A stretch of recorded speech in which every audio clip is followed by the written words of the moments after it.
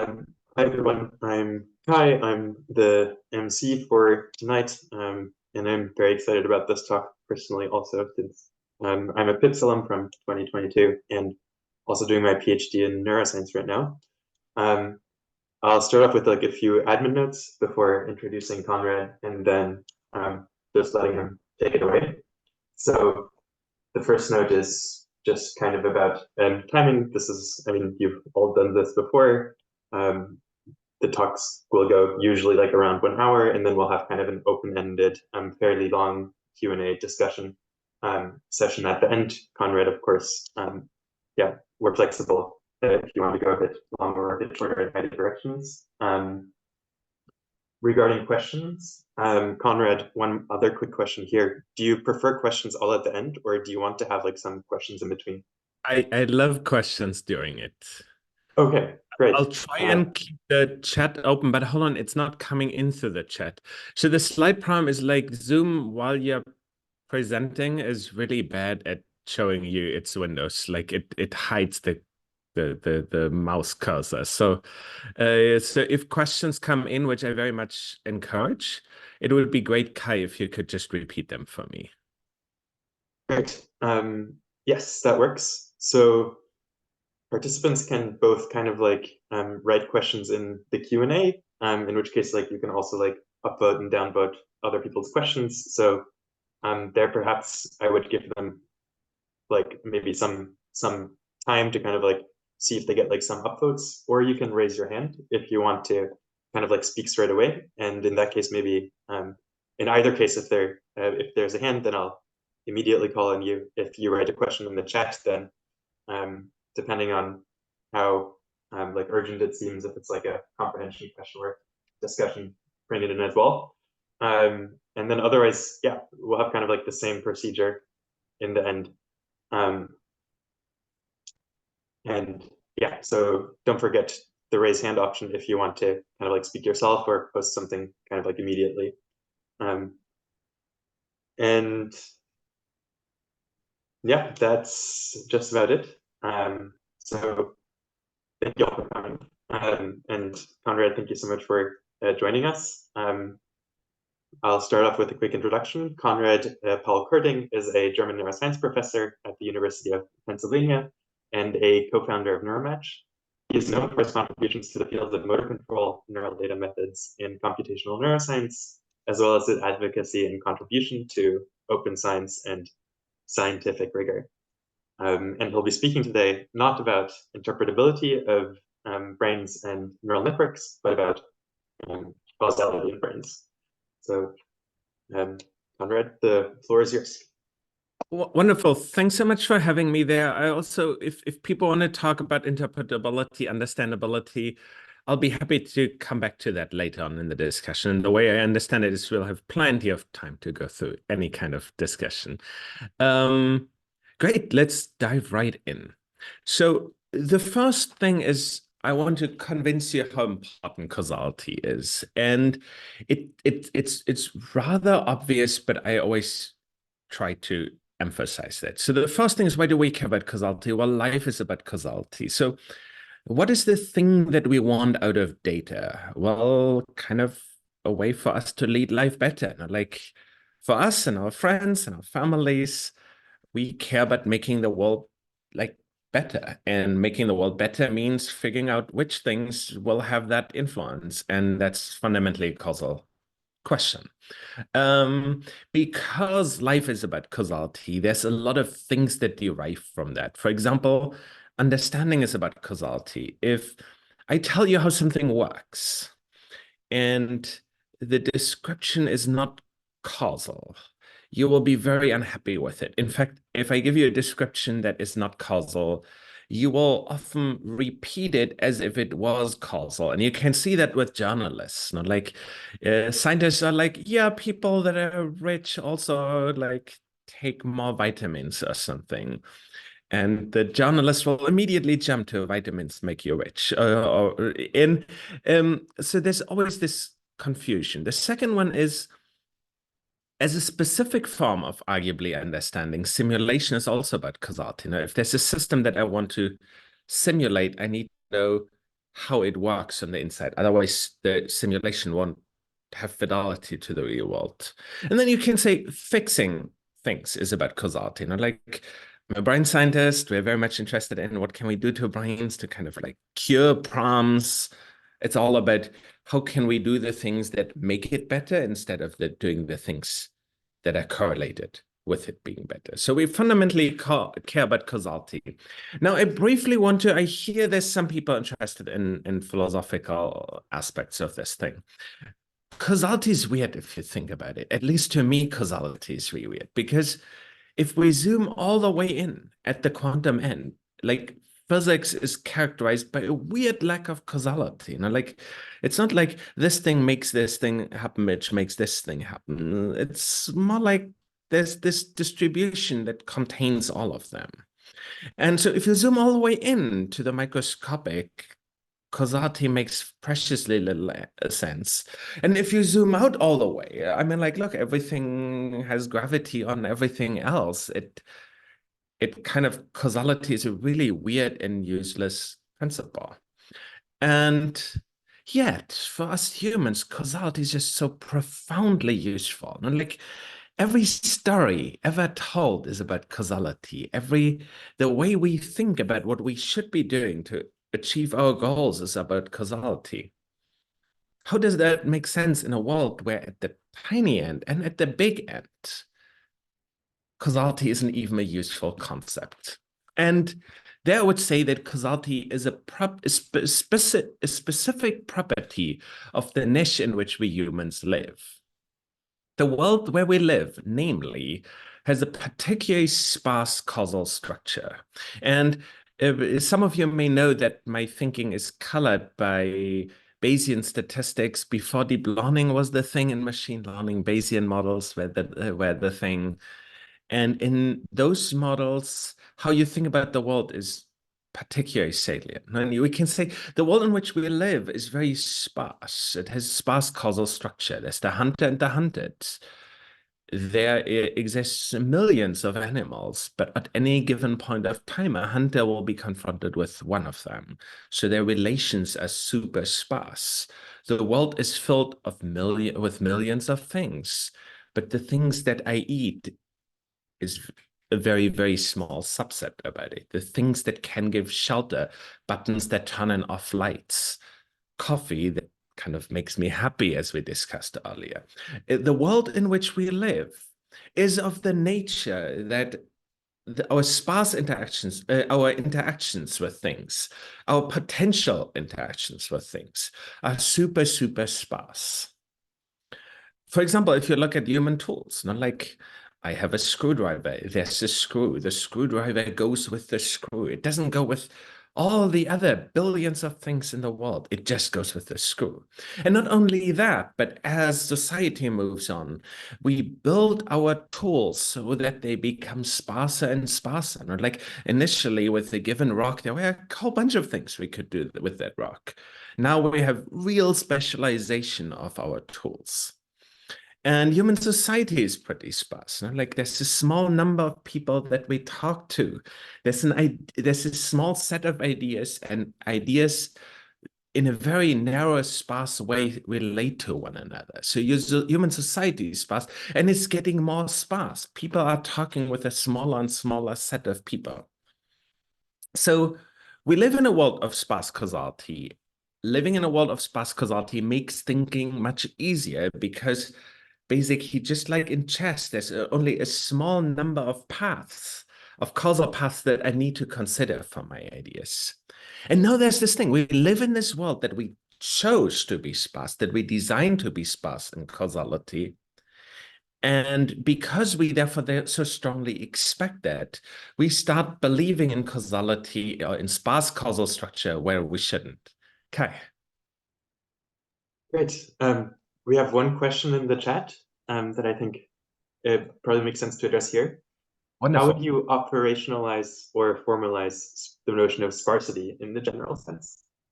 Okay, sparsity is, you can say there's a potential network where everything could influence everything else. And when I say everything, I mean a set of meaningfully chosen variables.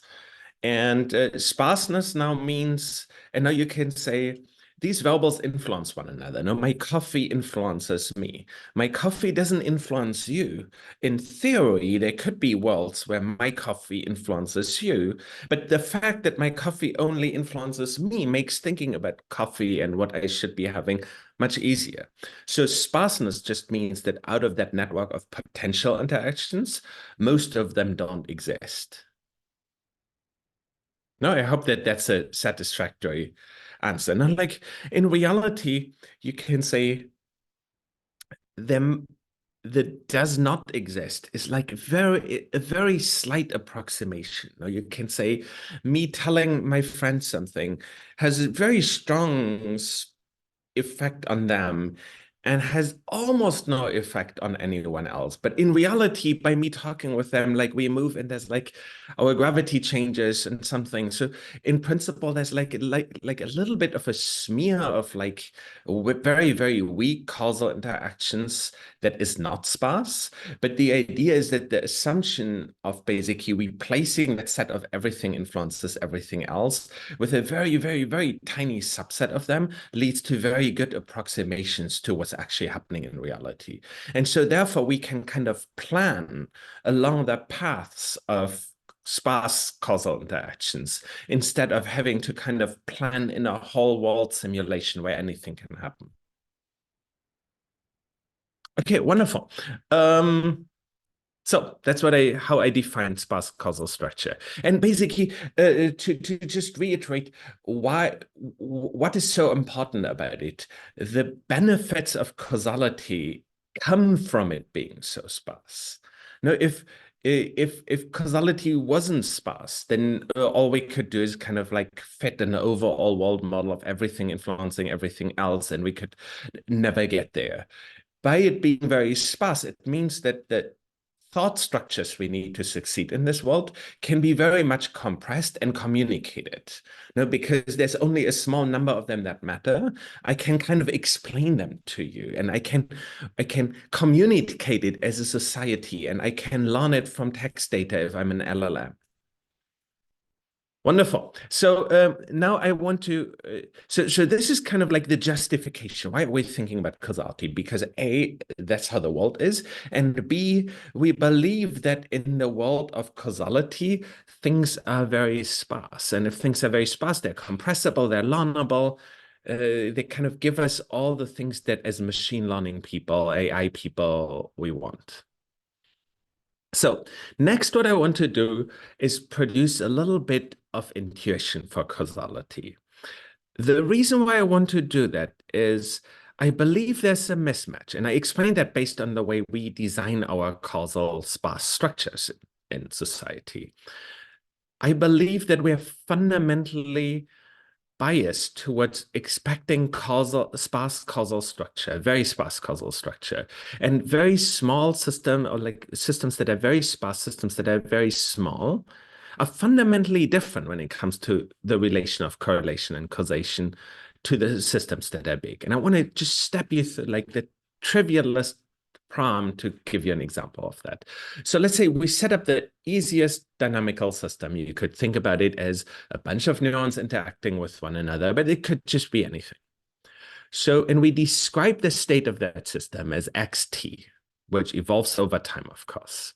And now we have a matrix A that characterizes the causal interactions. And at every point of time, what we do is we multiply our state vector X with that matrix A, which is our causal interactions. We add a little bit of noise to things, epsilon t. We put it through squashing nonlinearity to make sure it can't explode even if we choose our parameters wrongly. And then we do a few things. We make it that the largest singular value of A is 0.99, just for stability reason. And we initialize to 0. We have some noise. So this is the easiest causal system that you can think of. It's KDM. Oh yeah, and we make it sparse with like varying sparsity. And it's the easiest causal system you can think of. Let me give you an example. Imagine X was just two-dimensional and X1 positively influences X2. What we should expect is that at time delay 1, when X1 was randomly high because X1 has no inputs, it should make X2 be higher at the next time step. So in such a system, we would then expect the time delay 1 correlation matrix to approximate this causal matrix A.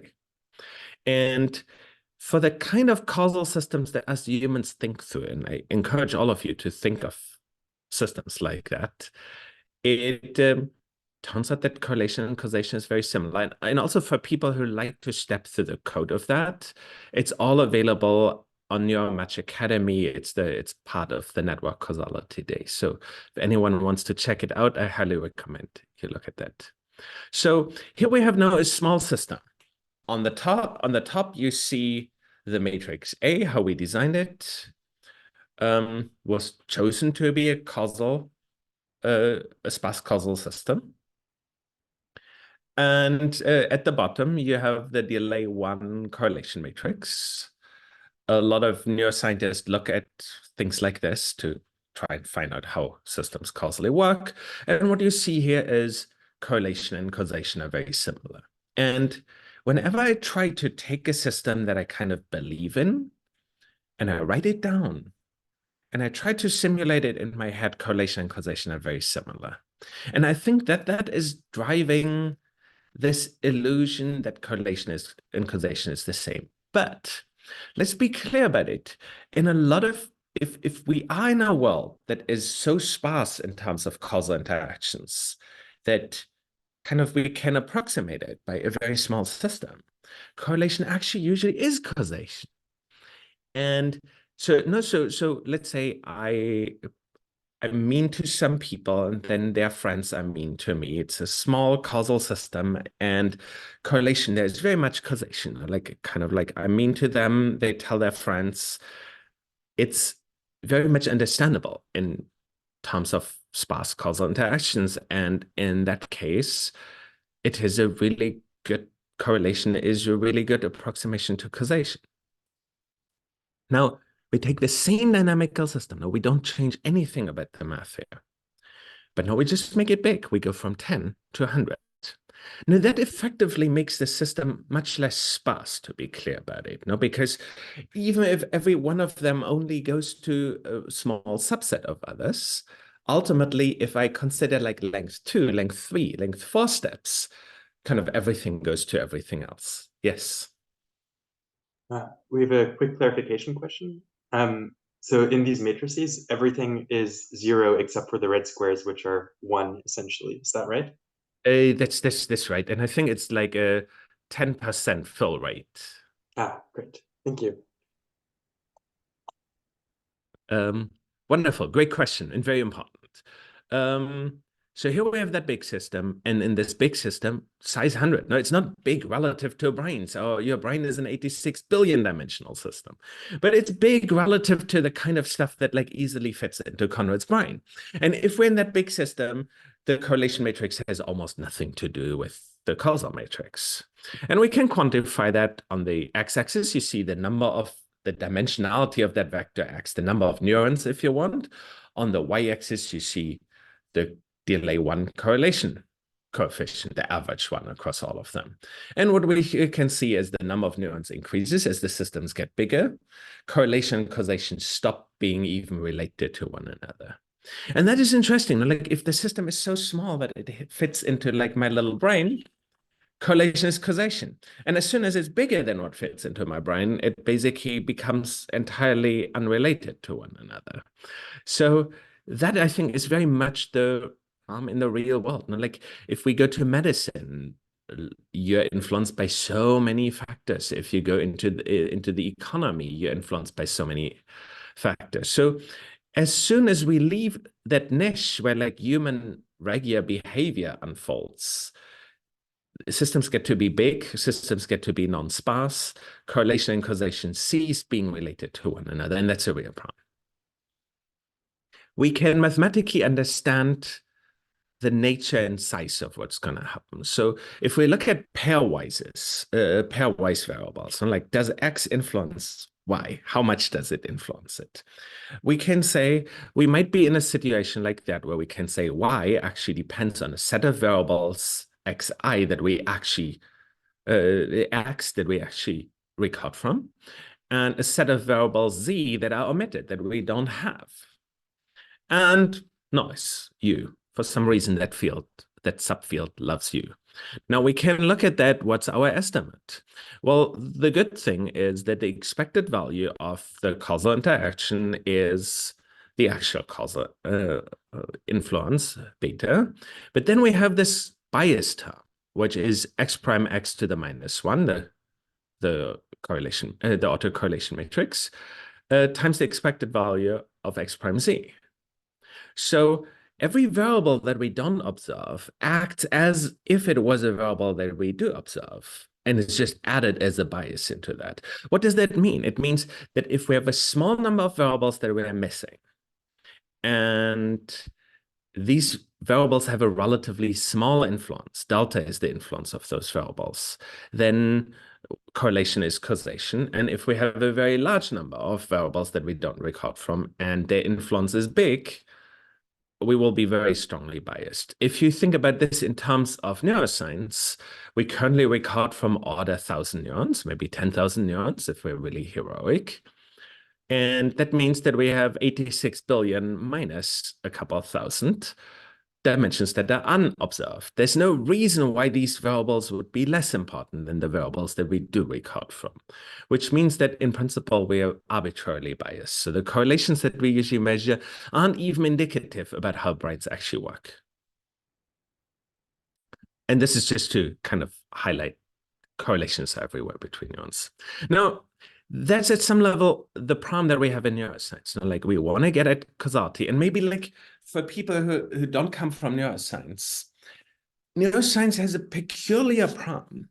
We record from a tiny part of the brain, and yet we convinced ourselves that any paper that doesn't reveal causality is worthless. And I think this is a huge mistake, but like that's how neuroscience thinks. It's kind of like, unless you figure out, we call that mechanism, causality in neuroscience, unless you figure out what the mechanism is of something, it's not worthy of publication. And yet, we can never get at mechanism because we only ever like see this tiny piece of the brain. And even if we perturb things, we can only perturb a small dimension of it. So we have the techniques that are fundamentally not able to deliver the things that we convinced ourselves we must deliver as a field, which leads us into a space where basically that stuff in between is like filled by bad theory.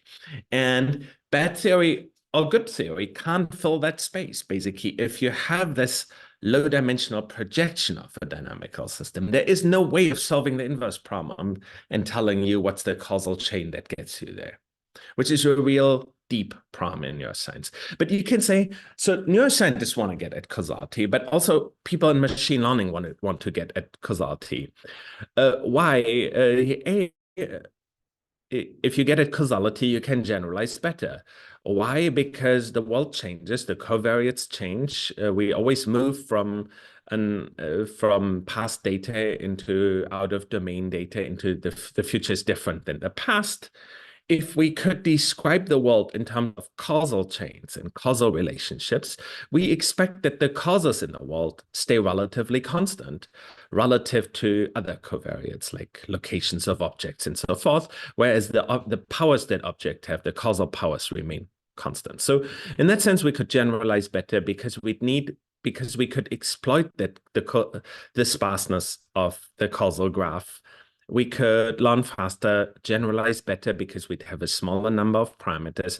We'd obtain more communicable, interpretable models.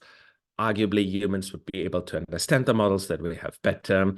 The causal chains are the ones where we need to worry about alignment. Like it's anything that's not causal, that's just predictive alignment isn't overly problematic. And it supports counterfactual reasoning. So a lot of interest in machine learning. There's a new conference CLEAR, relatively new conference CLEAR that is at that intersection. A lot of it is happening in that way. So let's talk about where we get causal knowledge from. There's three main ways that I see how we get causal knowledge. The first thing is you tell me. You, people sit us down and explain us how stuff works. That's arguably the main way how we learn about causality. The second thing is we try it out ourselves. You know? Like if you see kids explore the world, and there's this wonderful work on babies showing how much babies are already into causality. Um, Basically, kids try out things and see what happens. And almost everything that we know about our body comes from that way. We try things. We try what happens if I use this muscle or this muscle. And ultimately, we figure out how things work. So that's the second one. Like we hear it from others, and then we figure it out by doing it ourselves. And I don't think humans at scale use correlation to figure out causation at all. I can't think of any cases where humans actually do that. What people sometimes do is if someone else does it for you, that's the no, so let's say I want to figure out what that light switch over there does. What does the light switch do? Well, I can go there and flip it. But if someone else flips it for me, that's okay. I kind of know that, like, at that point of time, there was only that one event happening, and I can figure out how things work based on that. And this is quantified in the causal inference literature by so-called quasi-experiments, in this case, an instrumental variable. Let's say if someone else who's random switches light switches, the instrument is the person. The treatment is what they do, namely switch the light switch. The outcome is like, well, does it get light or something? In neuroscience, you could say an instrument could be, we can zap a neuron with a laser, which makes it be more active. Therefore, like the instrument affects the treatment, treatment affects the outcome. In those situations called quasi-experiments, we can also correctly derive causality. Now, a lot of you will probably have heard about Julia Pearl and his work on causality. Julia correctly points out that there's an infinite number of systems where we can figure out causality. It's just what the economists argue to that is there's very few situations where those others apply.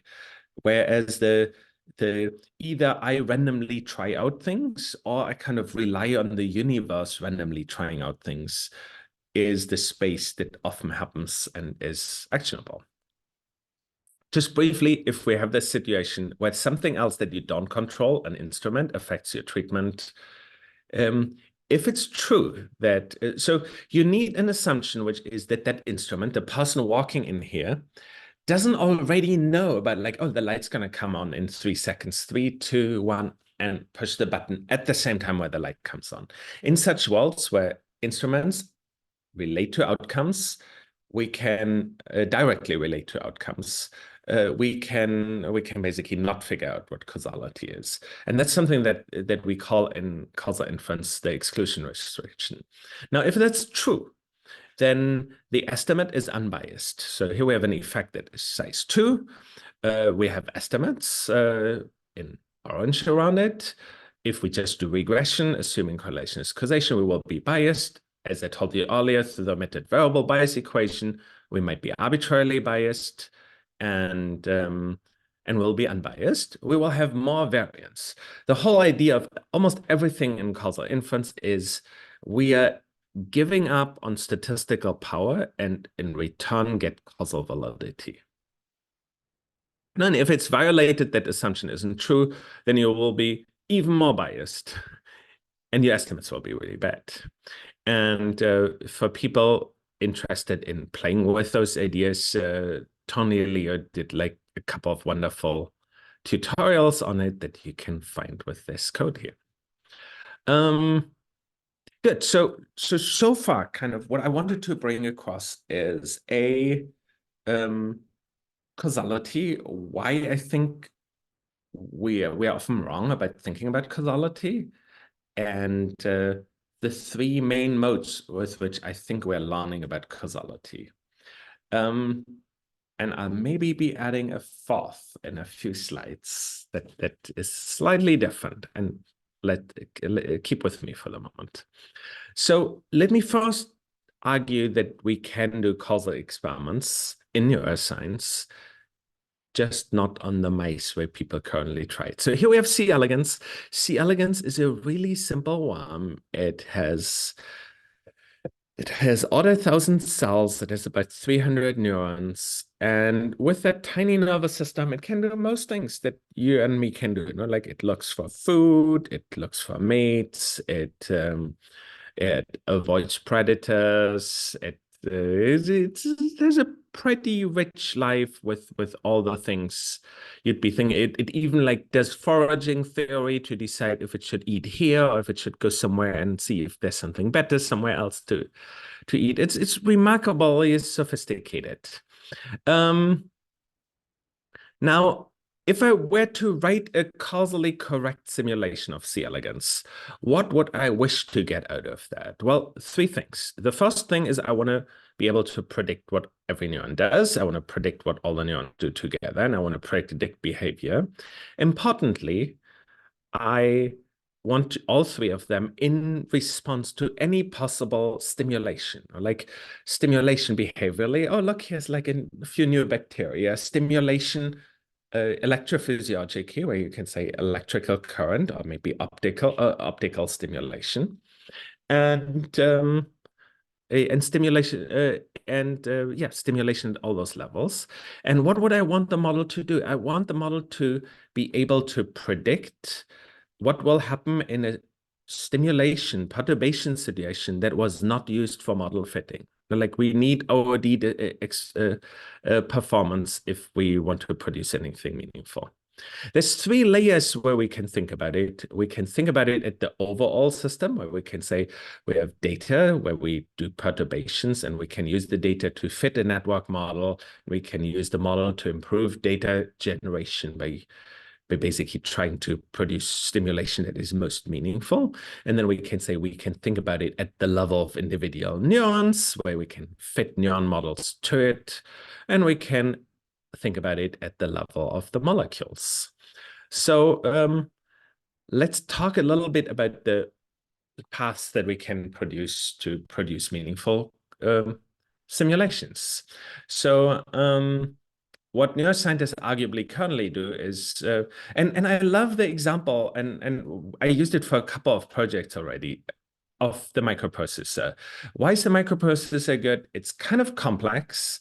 It's not the kind of like trivial system that us scientists usually think about. It's still very simple relative to brains. And the other thing is we really understand it, which is very helpful. Um, if we say the brain is a bit like a microprocessor, how do neuroscientists try and understand the microprocessor? Well, they connect a few wires to an oscilloscope and turn on and off the power, or like related to what comes in and out of the microprocessor. And that strategy doesn't really work. And there's a fun paper with Eric Jonas, could a neuroscientist understand a microprocessor, that argues why it doesn't really work. The second one is, though, you can use a causal strategy. Like in the first strategy, there's no causality in there, and therefore we can't figure out how things work. The second strategy is very different. You can say, take the microprocessor and basically take every transistor and put some extra current, change the voltage locally, and go kind of through it transistor by transistor. That second strategy would basically reveal what happens locally. It would reveal the overall net list, and with that, I could actually simulate it. The first strategy is what science does now. The second one is what I think we should do. We should be doing. Why C. elegans? So, like, C. elegans is unique. We have completeness. We can see all 302 neurons and their output at the same time. We can even see what every muscle does in real time on all neurons at the same time. We can stimulate every single neuron. And so we can really have completeness of stimulation and completeness of recording. We know all 302 neurons. They actually all have a name. It's highly conserved. Every animal has the same ones. Every one of the vast majority of these neurons does something very similar across animals. Synapses are at a very related position from one animal to the other. Because of those reasons, there's good reasons to believe that you could pull data from lots of individuals into a common model? And I see there's a question right now. Yes. Thanks. I'll go ahead and read it out. The question is, from the two strategies that you mentioned earlier, what is the difference between brains and microprocessors that makes strategy one succeed at least a bit in studying brains? Is it perhaps modularity or something like that? So we have no evidence that neuroscience works. Like that is the crazy thing. The evidence that we have that neuroscience works at producing insights into brains is just because others have been doing similar experiments. So we don't know if the causal models coming out of neuroscience are even approximately right. And to give you like the most trivial example, um, complex cells are one of the two famous classes of neurons in primary visual cortex. They've been characterized by Hubel and Wiesel in the early 1950s.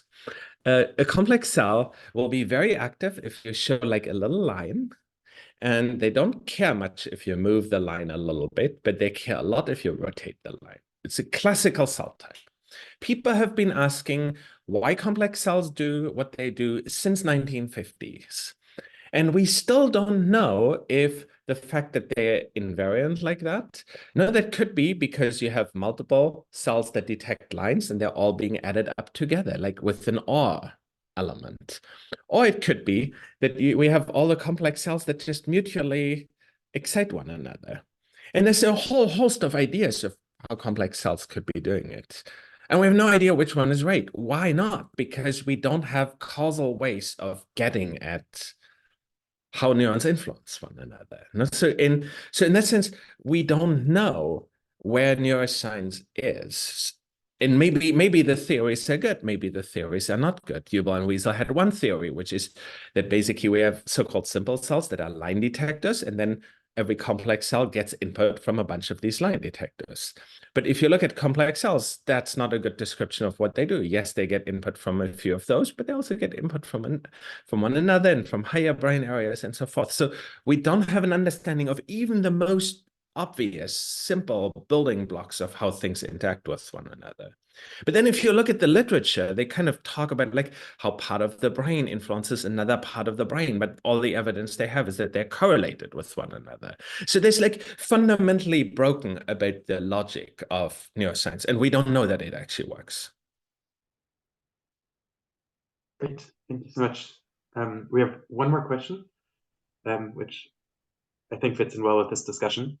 Do you think there is a higher level of description of the brain than neurons, such as perhaps functional areas, which is both sparse and small enough for correlation to perhaps reveal causation in these cases?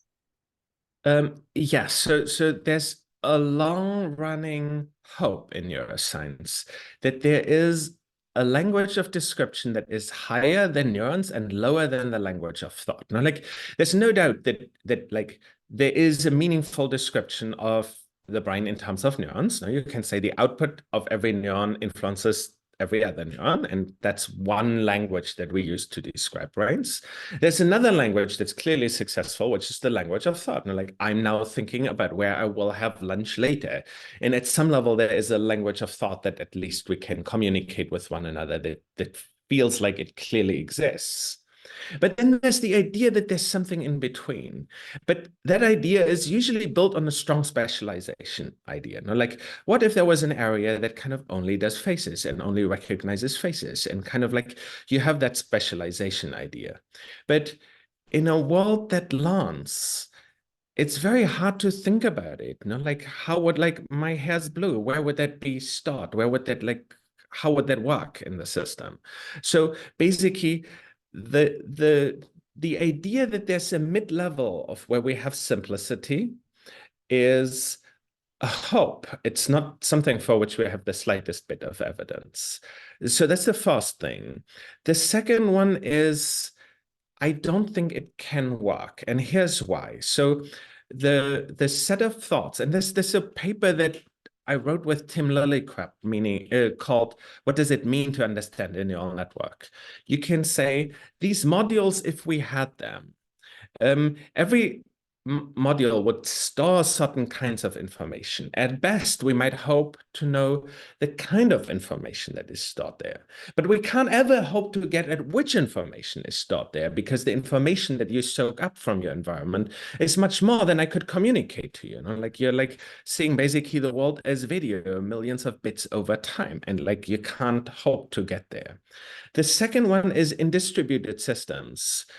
It's usually impossible to unmix them. Now you can say the set of stimuli that I use to train a neural network affects like what happens at the very first stage of that. So it's like you can't like hope that you'll have something, even understanding of the early visual areas, that doesn't also use what happens later on, because the knowledge that you have later on is useful for the things that you do at the early layers. So in a world where we assume that the system optimizes itself in all kinds of areas, information is no longer local. You know, like the brain hasn't evolved to make it easy for neuroscientists to understand it. And to be clear, like I'm not denying that there's areas that are more related to hearing than to vision. But what we are finding is like all these violations, basically that strong specialization idea is dying big time in neuroscience. For example, there used to be areas that were assumed to just be a visual area or an auditory area. Now that we can put many more neurons into it and show much more real world stimuli, well, guess what? All those areas care about not only what we traditionally assume, but also about rewards, and they also care about like movement, and they also care about social situations, and kind of like that whole specialization is kind of breaking down big time everywhere. So what I'm saying is kind of like that idea that there's a mid-level area, like a little bit the way you design it in a computer, where like this does X and this is the program that does Y. There's in a learning system, there's no reason why it should be designed like that. So while I love, I mean, like, look, I grew up as a neuroscientist. I love these specialization ideas. That's how I started in the field. It's just that we have no evidence for those ideas, and so much evidence against the idea. Great. Thank you so much. We have one more question. I think you might have partially addressed it, but let's bring it up here as well. Would you also question the idea that there are line cells? And I think this is in going along with the Hubel and Wiesel experiments, and so forth. Or do you think that that understanding at least is solid? That there's what cells? Line cells. So I'm assuming this is edge detectors and these kinds of like simple cells in vision. Hold on. I don't hear the what, like blind cells? Line, Line. Line cells. Oh, look, there is no doubt. Let's be clear where there's no doubt at all about it, which is there exist cells that are very active if you show a line, and that are less active if you don't show a line. That is like a correlational reality. In the same way as as complex cells are a reality. Like there exist cells that are very active if there's a line, regardless of exactly where it is. So there's no doubt that simple and complex cells exist. There's doubt about how they compute it. Like there's lots of ways how you could compute a line detector. Like I can, for example, take like black detectors in the middle of it, white detectors on the sides of it, makes a line detector. But I can also like have like kind of like short line detectors that I then combine into long line detectors. Or I can have something that says, oh, there's a face, and because there's a face, there must be a line here. And so like basically there's an arbitrary number of like ways how we can compute those things. So there is no doubt about the correlational truth of those cells. There is complete lack of knowledge of how they're actually produced, which is funny because neuroscientists pretend that they are getting at the mechanism of how these things are computed, which they don't. Great. Thank you so much. Okay, wonderful. So here we have C elegans. So what I'm kind of arguing is in a radical way for humility there. We cannot figure out causality in things like mice or humans. Maybe we can in C elegans, which I would count as like a major step forward. Okay, so what we can do And this is part of a proposal. So what you can do is you can observe the whole brain is what you have in the middle there.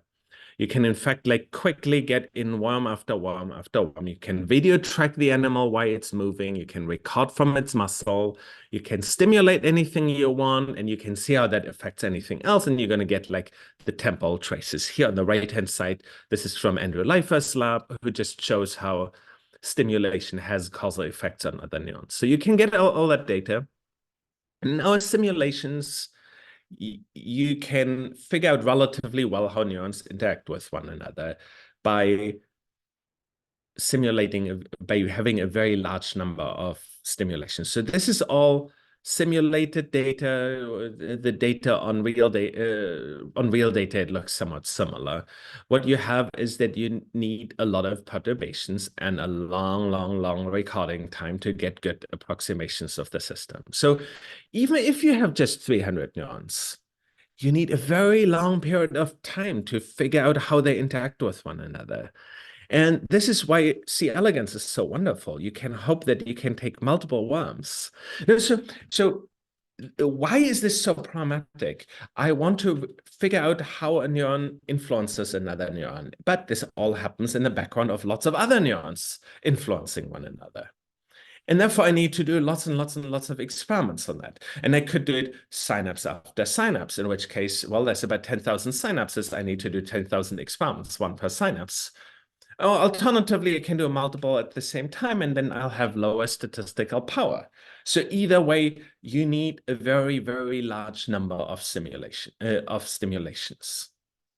And it turns out that in a sudden linear approximation, you can analytically do the power calculations. You probably need all 2 neurons interactions, many 3-neuron interactions. So we assume that we need like order 1,000 parameters per worm. And out of that comes that you need about 10,000 neurons, where you would want to stimulate a subset of neurons in every worm. And you'd need to stimulate also to keep the spectrum roughly white noise, because if you don't, you cannot figure out what the weights are, because ultimately the so-called condition number shows up in the inverse problem that you need to solve here. That's another question. Yes, thank you. The question is,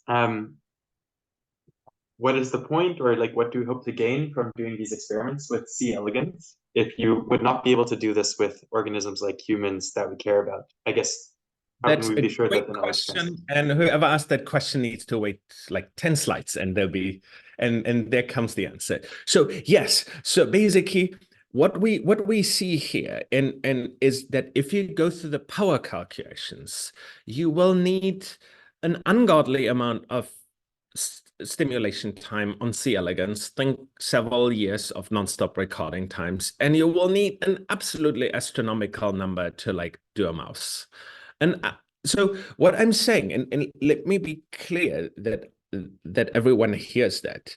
If I could record from every neuron in the entire mouse brain simultaneously, I could not find out how causality runs in the mouse brain in the lifetime of a mouse. So basically, the approach how neuroscientists hope to understand how brains work is fundamentally statistical power-wise impossible to deliver unless there are extra factors of which we don't know that somehow render it very easy. And there's reasons to believe that that is not happening. But in that sense, like, yes, like, for people excited about this, like there is a fundamental problem in reverse engineering from electrophysiology. And here's how I think we can sidestep it. And now, like, let's be clear on why it's so difficult.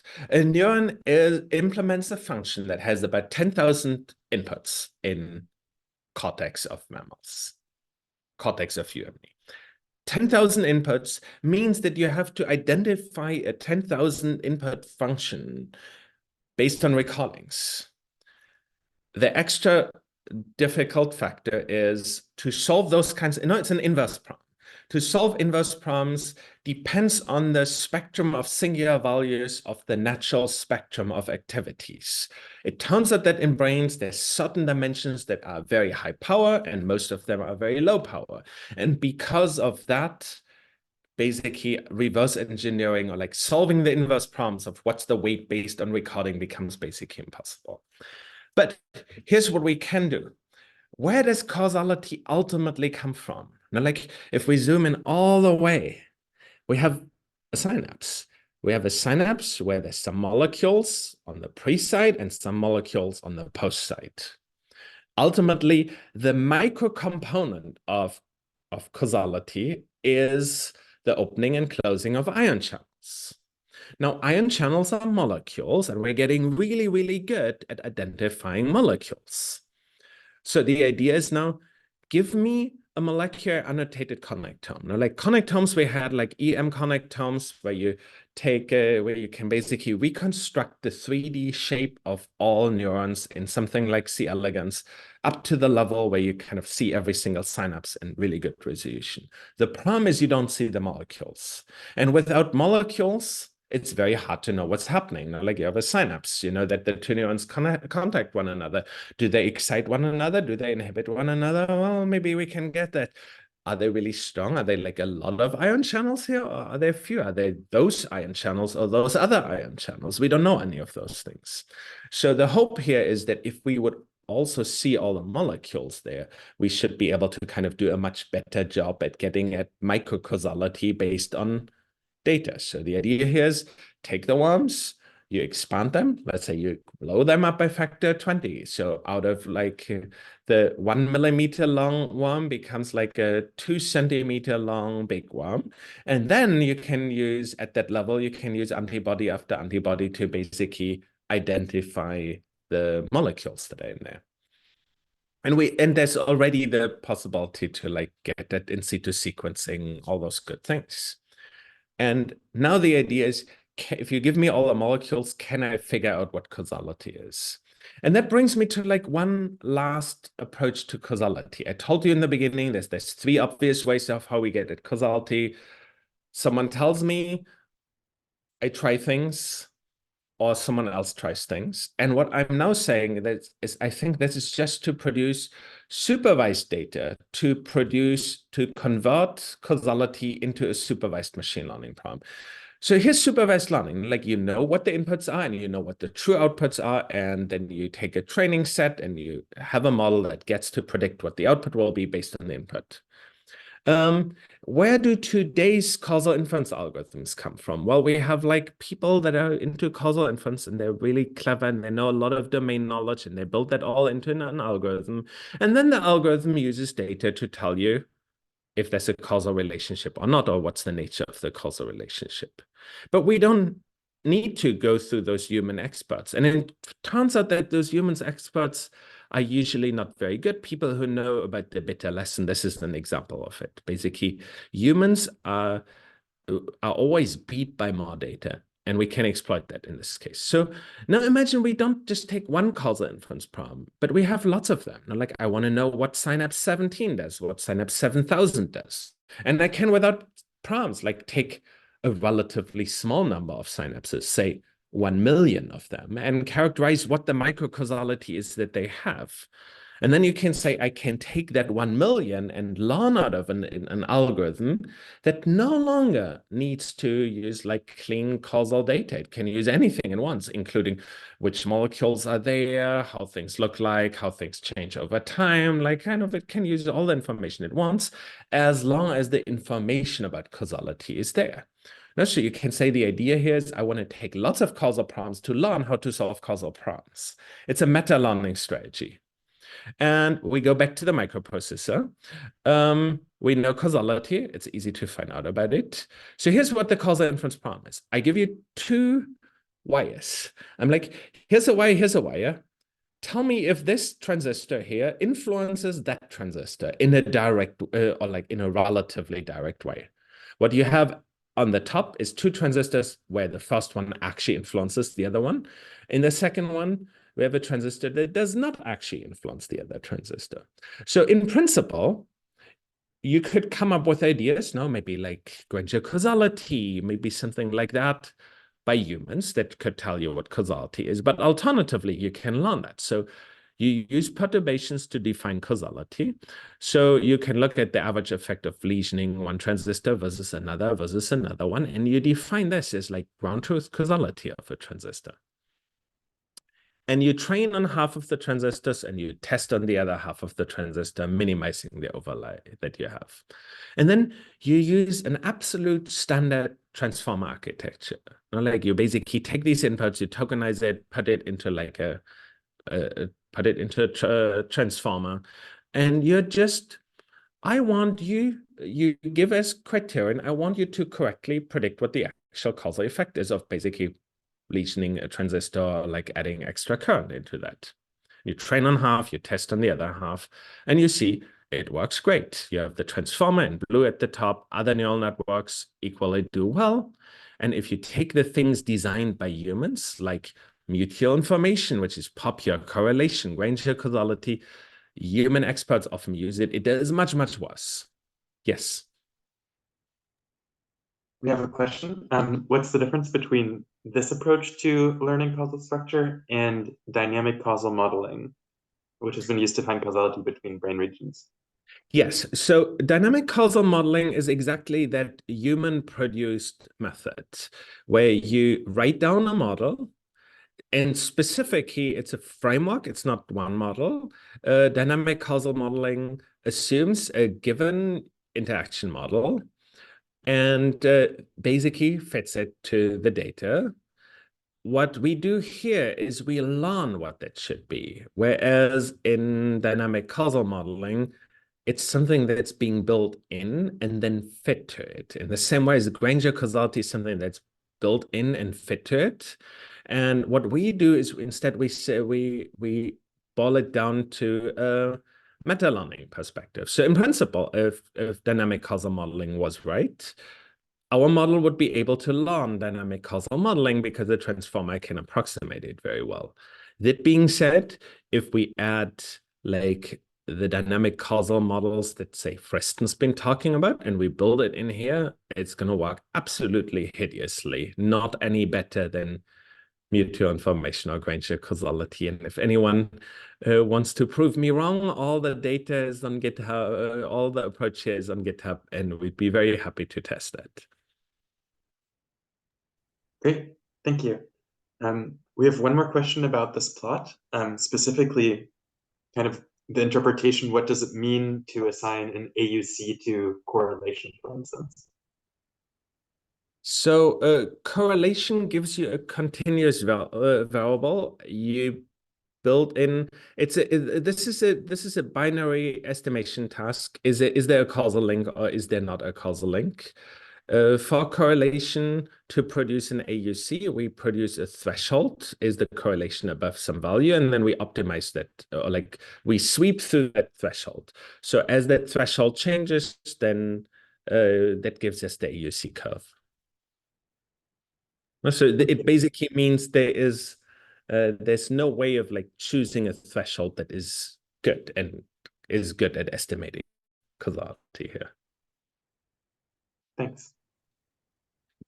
Cool, works pretty great. You can add noise to it and lock mutual information Granger causality kind of like really has trouble with noise being added, but the transformer systems obviously don't. It generalizes well across games. You take all of them, you train on Space Invaders, and then you test on Pitfall or Donkey Kong. It works very well on the others. It focuses on where it matters. Now you can say, where's the real information? Well, it turns out that at times of transition, what I expected kind of like it goes up at some point of time in one of them, and then it goes up in the other one, like just at the transistor relevant delay, and it kind of costs long of that. So what does it mean relative to standard causal inference approaches like dynamic causal modeling? It requires a lot of ground truth data because we're not building it in by expert, we're building it in by learning. It's impossible by humans to understand. Like if we go to the molecular component that I talked about, it would be using all kinds of molecules that are there, including molecules that are not even involved in the causal process, that are just indicative about it. And you'd look at it and it would make absolutely no sense to you. Impossible for humans to understand is also biased. Like it figures out that on average synapses are like this or that strength. It uses all those things. But the advantage is if you have enough ground truth, it will beat all humans. If you look at the history of machine learning, again, Rich Sutton's bitter lesson, as more and more data comes in, any algorithm designed by a human will suck relative to an algorithm that's been optimized to solve the problem itself. And that is arbitrarily meta, if you want. You also have actually meaningful proof. Not like the meaningful proofs I inherited from empirical risk minimization. I tried it on 1 million synapses. It gets 99.5% right or something. Therefore, I expect on the synapses that I haven't yet seen that it will also be good at predicting that. That's a new approach to get into messy observational spaces, which brings me to my take-home message. So I think there was a first part of my talk where I talked about like causality. Why is causality useful? How does causality work in the human-ish? In the upshot of that is I think we bring our biases, namely the belief in sparse causal systems, into a domain, into all the domains where that is not actually true anymore. And that's why our intuition fails so often. Also, like causality and machine learning is running into that same thing. So, like, why do we do machine learning? Because we'll want to be good at choosing which actions we should take. Now, like, even if we do MNIST or something, we're just doing MNIST so that we can deliver the letters to the right houses. We don't care about which is a causal problem. So the machine learning problems that we know about, they're just pieces of a larger problem where we want to solve causal problems. Then there was the second part where I talked about like C elegans estimation.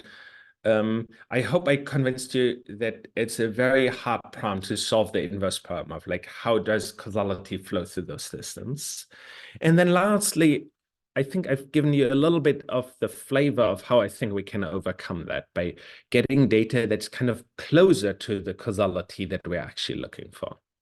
And with all that, thanks so much for listening to my talk. Great.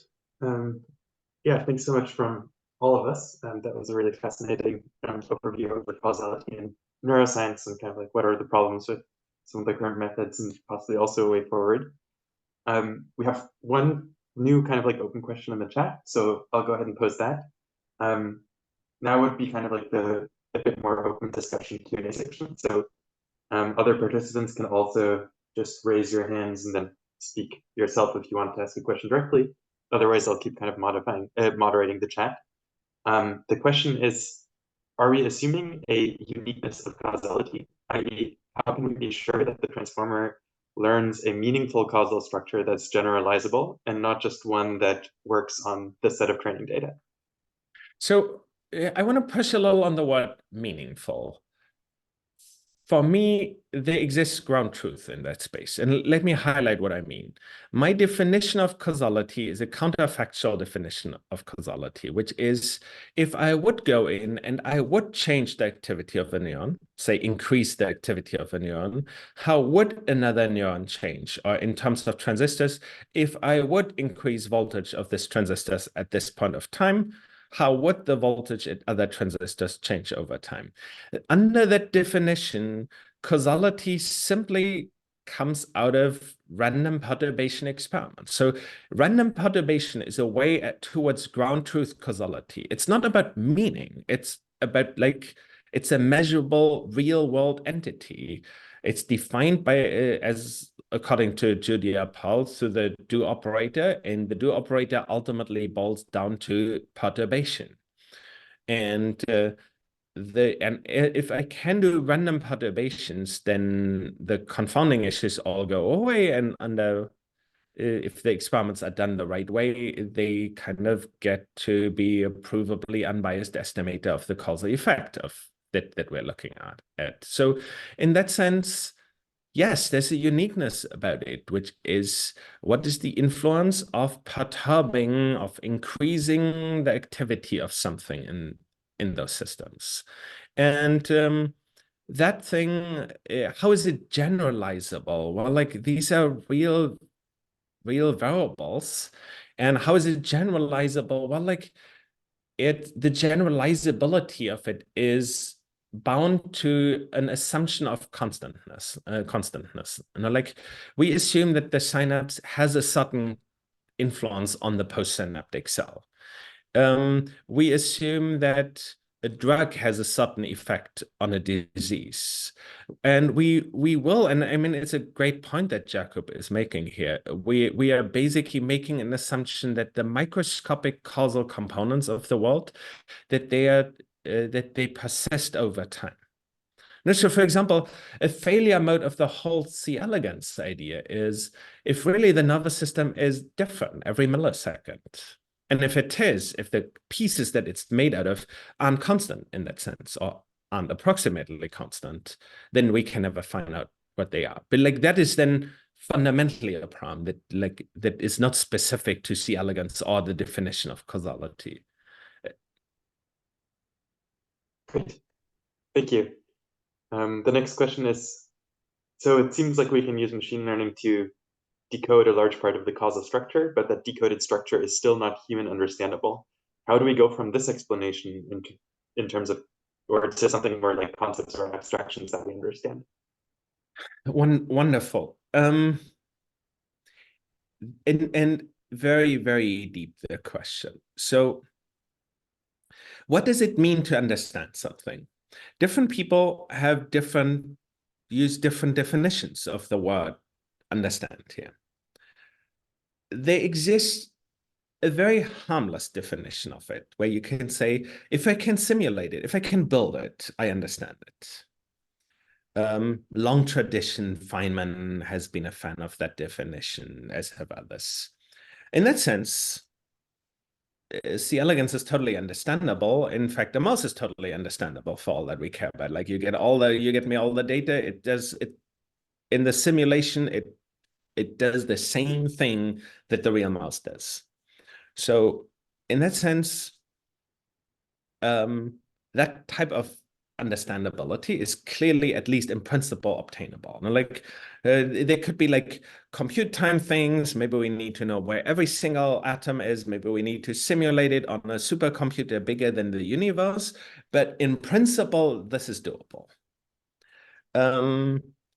There's the other thing, which is, can we understand it as human beings? Where you could say, here Konrad writes the book of C. elegans, contains all the things that Konrad and all his friends figured out about C. elegans. And Kai reads the book on C. elegans and now looks at the C. elegans under the microscope and is like, yeah, I get it. This is what's going on there. That is not necessarily possible. Now, like Kai has a finite-sized brain with finite-sized compute, with finite-sized amount of information that he can soak up from the world. So, like, kind of like, there's hard limits for that, and it's possible that like it's possible to understand in that sense C. elegans, in the sense that a human can read a book about it and then get it. It's also possible that it's fundamentally impossible. Like C. elegans has been shaped by evolution over 1 billion years, and it contains so much rich knowledge about a rich world that's around us that we could never find out about it. So the first thing is kind of like, it's a question if it will at all be possible. Here's why I believe it won't be. So I like to make the link to neural networks here. So take a neural network, your favorite neural network, say AlexNet, like nice historical network. I can sit down with you and we can go over the lines of it and you can write it very compactly and we'll be like, yep, I understand how AlexNet works. Like it's like a couple 100 lines of PyTorch code and we go through every line and you'll be like, yep, I get it. This is how it updates things. This is how it works. But then if you have such a system like AlexNet that's been trained on ImageNet, that's been trained in a complex world, it contains all that information about how images look like. And the many millions of parameters that it has are definitely not human understandable. It's not even properly compressible. Why? Because, well, the world contains all these like weird things, like people with blue hair, and there's like only a few samples. But if you lack them, then you'll be bad at recognizing them when they're small. So kind of it contains so much information from the world that it can't be compressed beyond a certain size. Now you can say in your life, you soak up arbitrary information all the time. No system could be complete. No, and like there's then the question, like, well, maybe we don't want completeness. No, like we just want something that kind of gives us an idea. And the question then is, if we don't want completeness, and like you can say one constraint of understand is, if I would give you like a computer, you should be able to simulate it based on what you learned from the book. But maybe that's not what you mean with it. No, like maybe we just want like a learning algorithm or something. Now, C elegans, to be clear, no, like it doesn't learn much. So you can say basically, C elegans, as we have it right now, is the result of running AlexNet on ImageNet. Only that ImageNet is like a billion years of evolutionary history. So basically, the idea that it should be kind of compactly approximatable is it's very unclear. And if anything, if we look at neural networks, sure, we can use things like distillation to convert a complex neural networks in an easier neural network, but it's still not of the nature that like it's anywhere near as small enough that I could explain it to a human being. And I think that C elegans is much more complicated than what could fit into my little brain. Now, there's principle about it. You know, like you can explain its evolutionary niche to me, and it might explain a lot of what it does. You know, like, yeah, it's like this animal that's like optimized to like hunt for bacteria and avoid this and this and this and this kind of predation. And there's no doubt that these models can explain a lot of the variance. You know, like the most compact models of human behavior are like in a lot of domains. They're like Bayesian models that just say, oh, yeah, roughly, this is how the world looks like. This is how the optimal behavior looks like it. But it's very unclear if that's possible. And as I highlighted, I strongly believe it's not possible. Why? Because the world that C elegans is optimized for is a complicated world. And the world that our brain lands in is also a complicated world. That's why basically by the time you have 50-year-old Konrad that's in front of you, you can you can no longer like really understand what's in my brain because it like contains like an awful lot of like perfectly arbitrary information about the world. Great. The next question is going to the relationship between ANN modeling and biological brains. In interpreting artificial neural networks, we understand all the direct causal relationships between neurons in the sense that we have all of the weight-generate indices. Yet we still have no idea what is going on. What do you think is the relevancy of this, or what is the implication on neuroscience? Yeah, so there's multiple levels where you can do science about brains. And I want to just share so when I first saw simple cells, and it was really impressive. Kevin Martin was doing these experiments in the basement of ETH Zurich. And you see these cells that are like line detectors, and you're like, wow, line detectors. Now that I see it's just like visually like, wow, like the brain detects lines. And you immediately work out, well, okay, if it detects lines, then it also does curves, and curves become cats, and cats become what I like interact with or something. Like it's very exciting to think in those terms. But as soon as you start thinking longer, it's kind of, it breaks down. Like you can say, for lines, I can kind of build you something that does like that. But like, how would we get from curves to cats? Cats are really complicated, and I can detect like even little pieces of cats. So kind of how do we take that notion and kind of go into those spaces? So I personally have given up on understanding computation because for me, computation just so deeply reflects the world in which we learn and in which we evolved that that part is not going to be understandable. So, and to be clear, this is giving up on the dream of why I became a neuroscientist. Now, like, it's just so exciting to think about, like, basically we detect lines and then we detect like kind of, it felt like intelligence was something that we could break down into a small step of relatively simple operations. Now, if we let go of that, what's the next thing? Now, like science is like in the traditional sense, is only doable in spaces in which things are compact, in which things are compressible. Now, like why did physics work? Because everything we know about physics, we can write onto a small piece of paper, and then the rest is math. But we can kind of compress it. Science in areas that are not fundamentally compressible is like really impossible. So how should we deal with it? And there is a way of doing it, which is it's often called normative thinking, where you could say, well, look, we don't know what the brain does, and we don't necessarily need to understand it. What is another thing that we understand? You can say, take AlexNet. Yes, the weight matrix of AlexNet trained on all images, on a million images. No one can understand it because there's just so much weird stuff on a million images. But you can still understand this PyTorch code that works in AlexNet. Now, like, and in the same way, maybe we can understand the plasticity mechanisms that are in humans. Now, in the same way, like we understand evolution that drives C. elegans, or at least we understand a lot of it. Evolution of C. elegans is relatively simple. You eat bacteria and make babies, and then you like make it, and like someone else eats the bacteria first, and they make babies, and you don't make babies, but you die like an unhappy, starving C. elegans.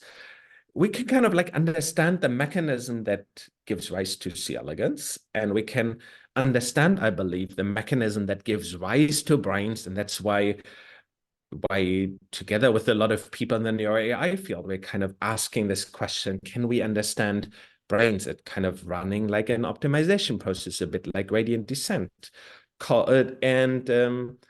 And in that sense, we're like refocusing from understanding the steps of processing to the pieces that define the learning algorithm, with the hope that the learning algorithm might be relatively simple, and complexity in processing comes from the world being complicated.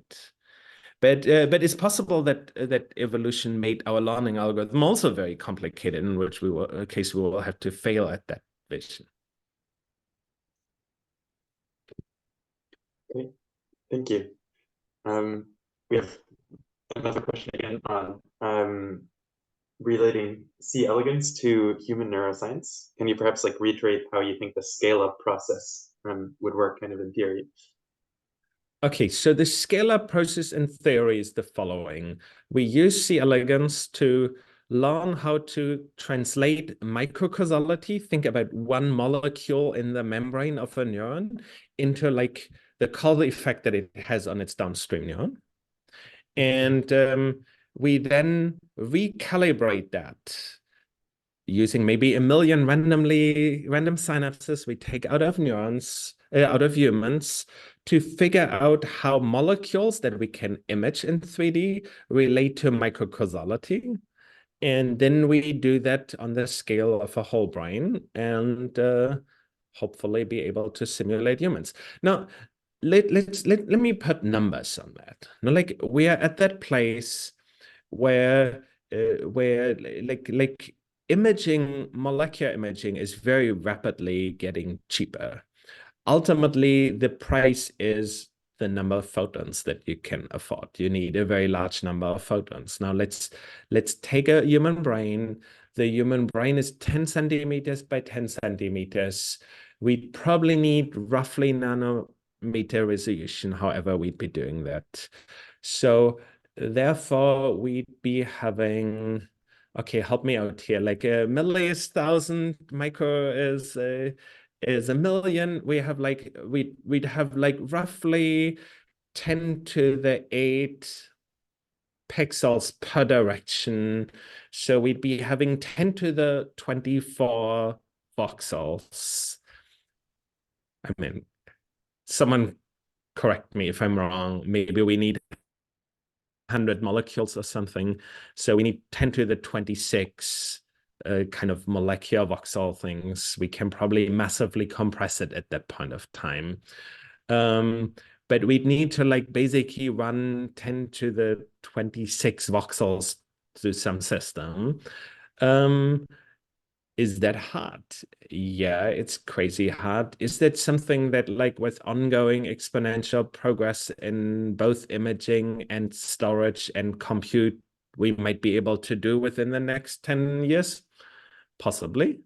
Is it absolutely crazy and has lots of failure mode? Like, also very likely. But I just wanted to say that while there is a gap, it's not a gap that feels like it's fundamentally impossible to overcome it. Amazing. The next two questions are kind of near and dear to my heart as someone doing neuroscience right now.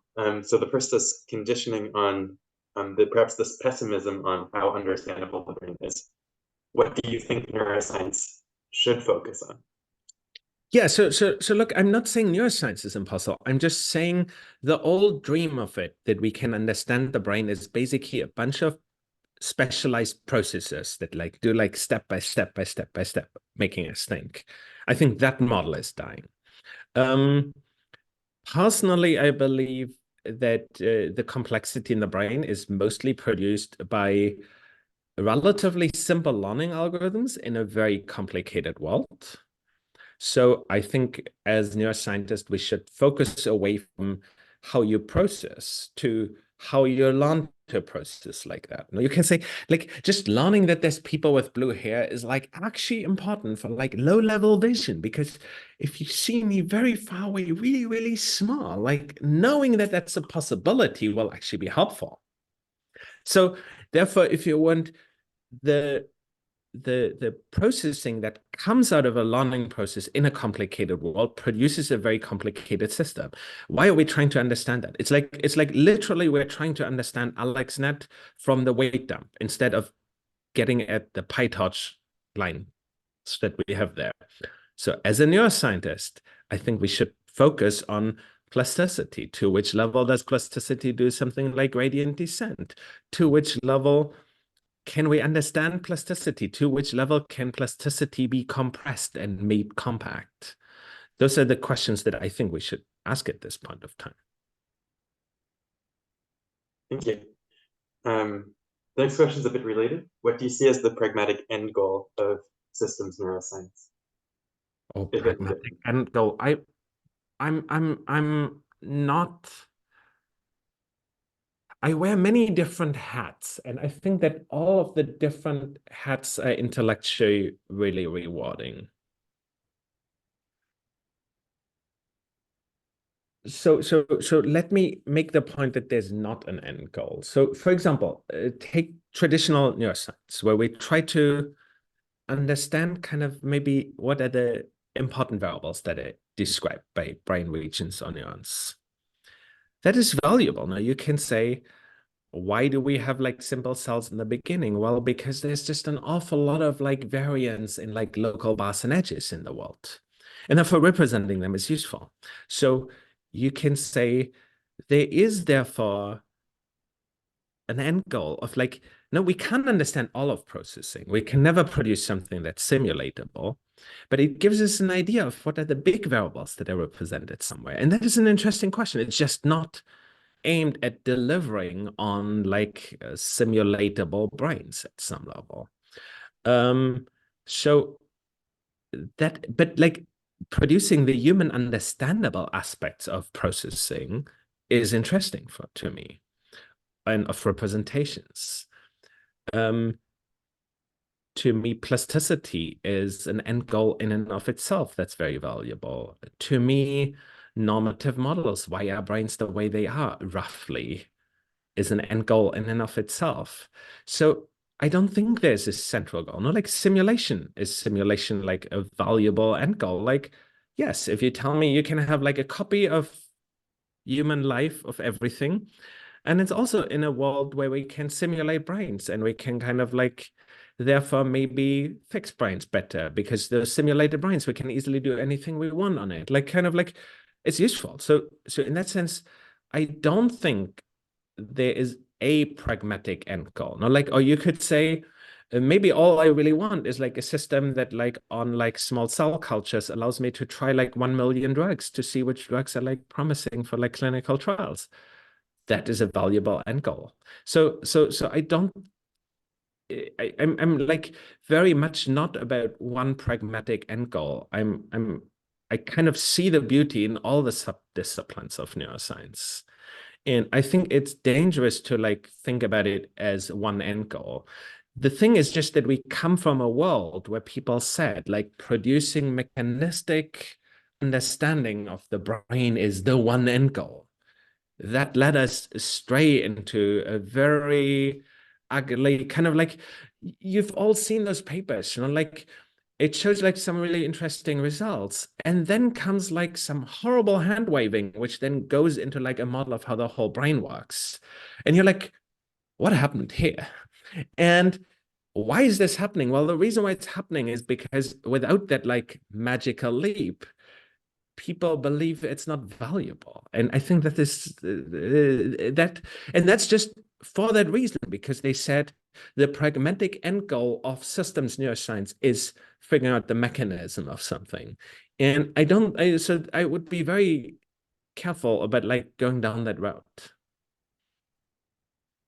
Great, thanks.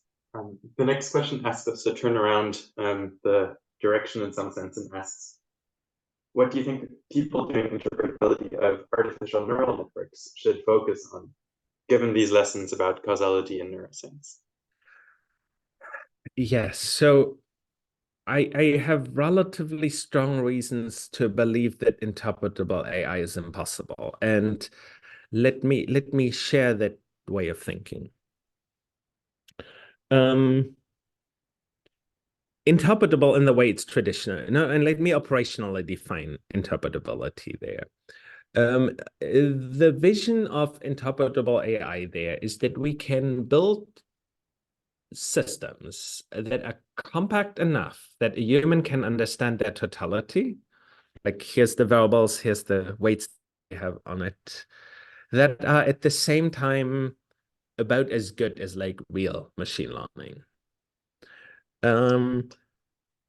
Now, out of that operational definition, I kind of directly come with a prom, which is it needs to be interpretable in that sense. It needs to be smaller than a certain maximal size, namely, the humans are limited in kind of how big a system they can understand. Like, you can say, if I give you something with like 3 variables that are being added up to one another, you probably can meaningfully understand it.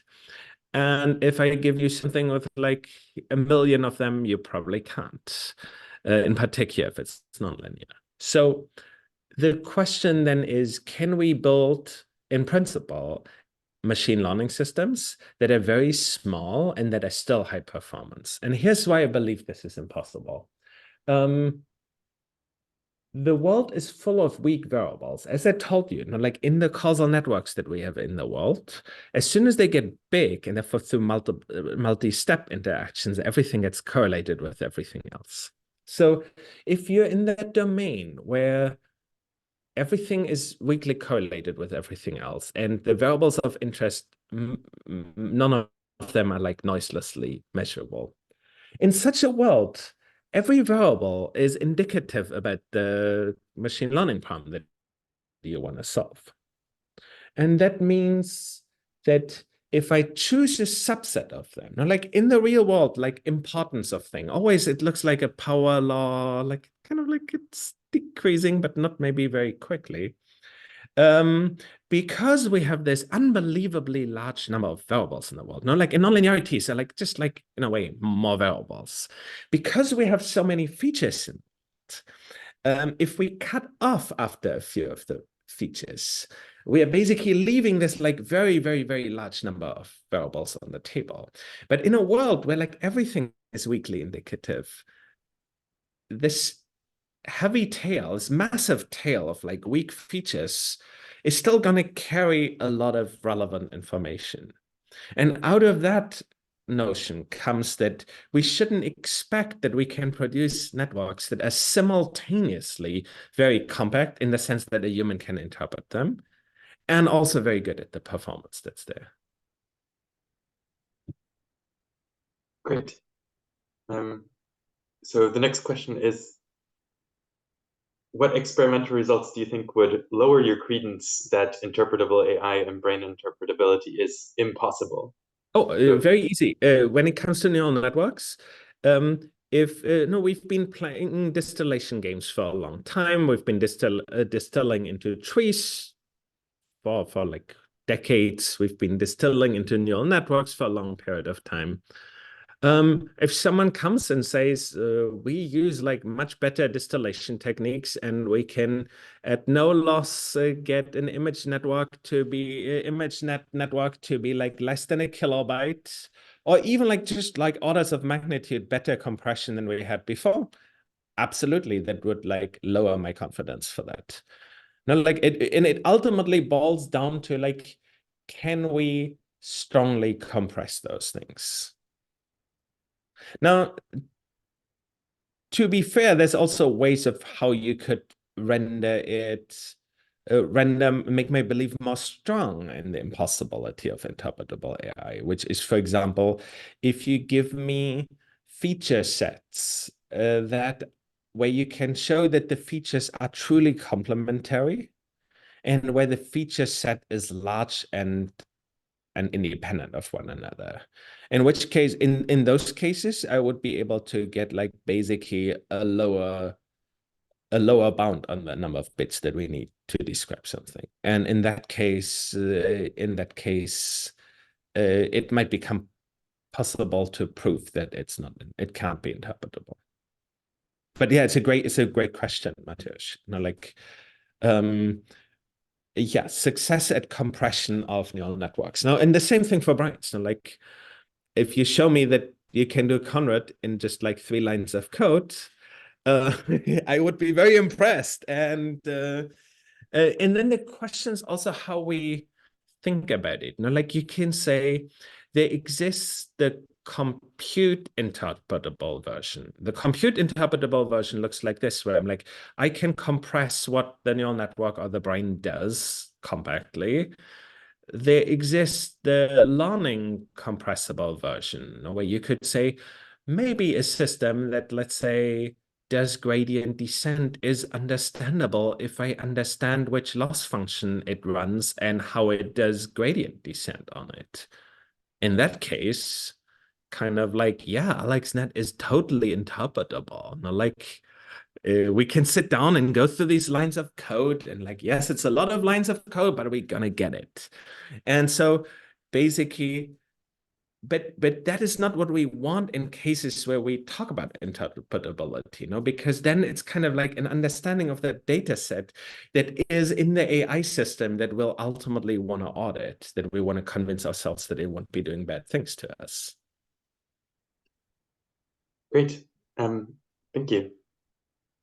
What do you think is the most compelling reason we should focus on explaining intelligent systems at the neural level at all, as opposed to perhaps doing something like psychology or using behavioral approaches?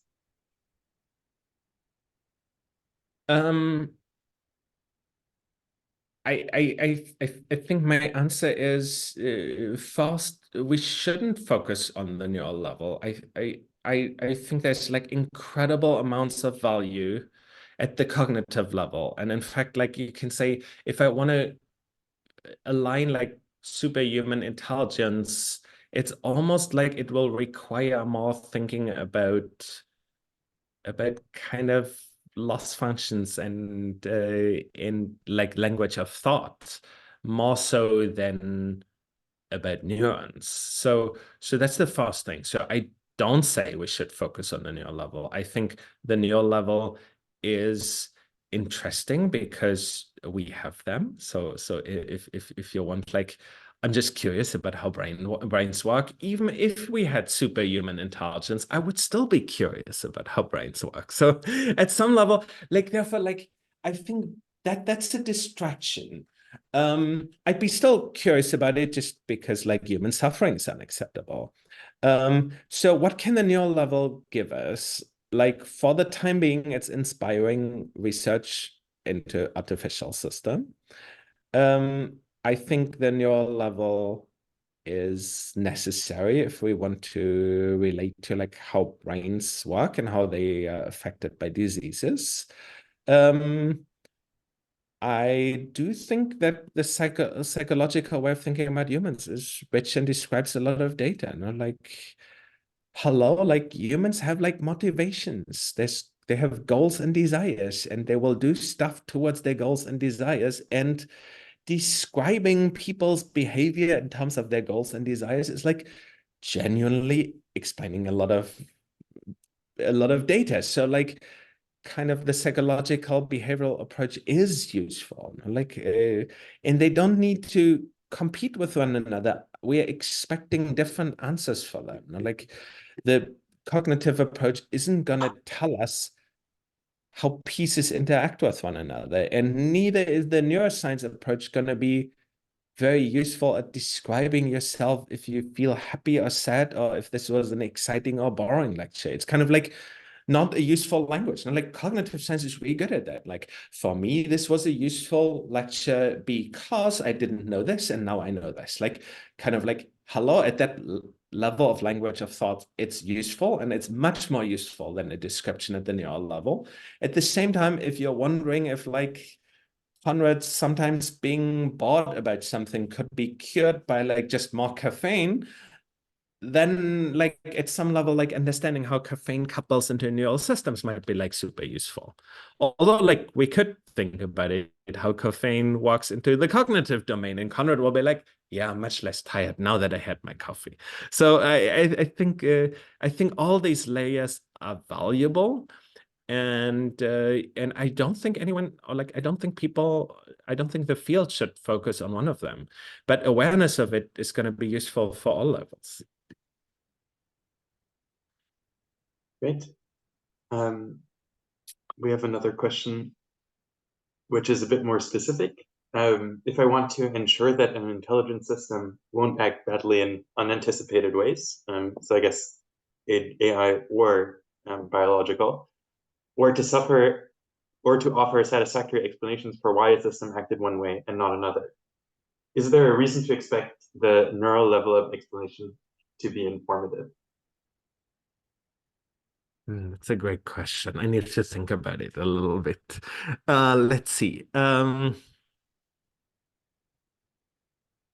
So, huh.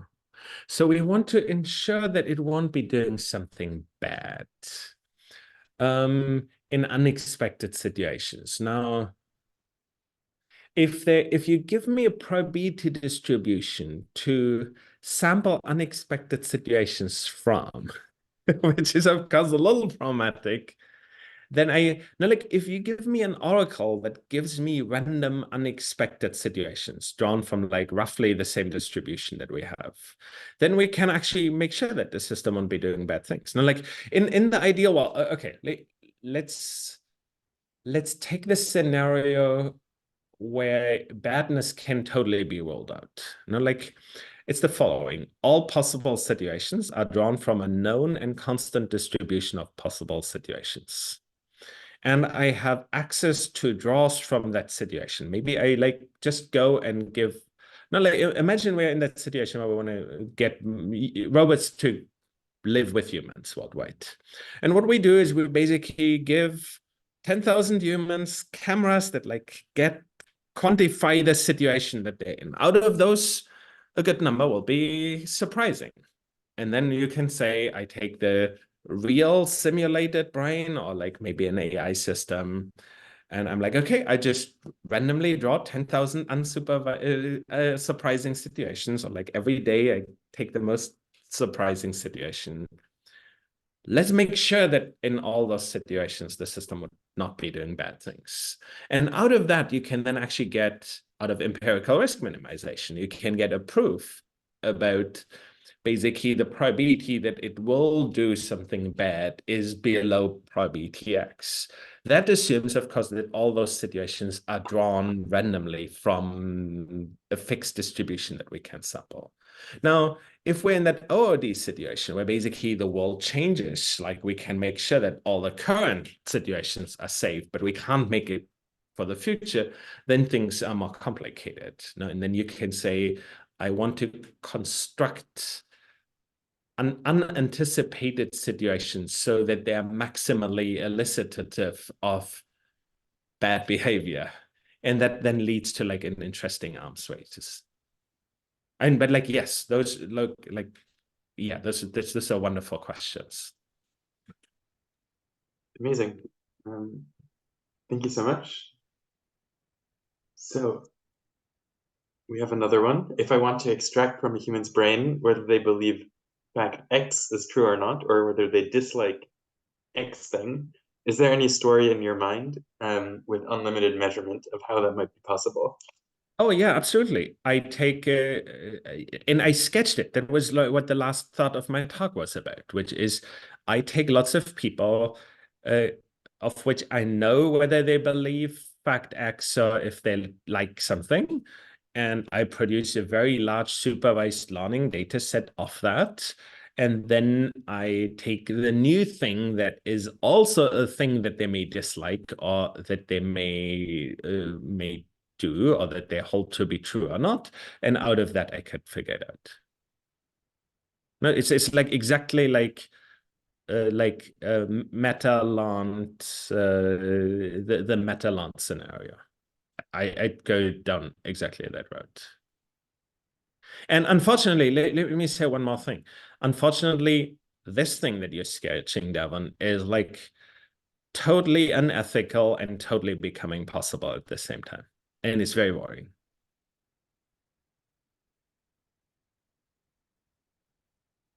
Cool. Great. Wonderful. Thanks everyone for the great questions. Thanks also from my side. I'm sure you saw in the chat. Yeah, I mean, both the lecture and the discussion, I think, was really fascinating and given everyone lots to think about. So thank you so much for your time. And yeah, have a great rest of your day. Cool. Thank you. Bye-bye. Thank you. Bye.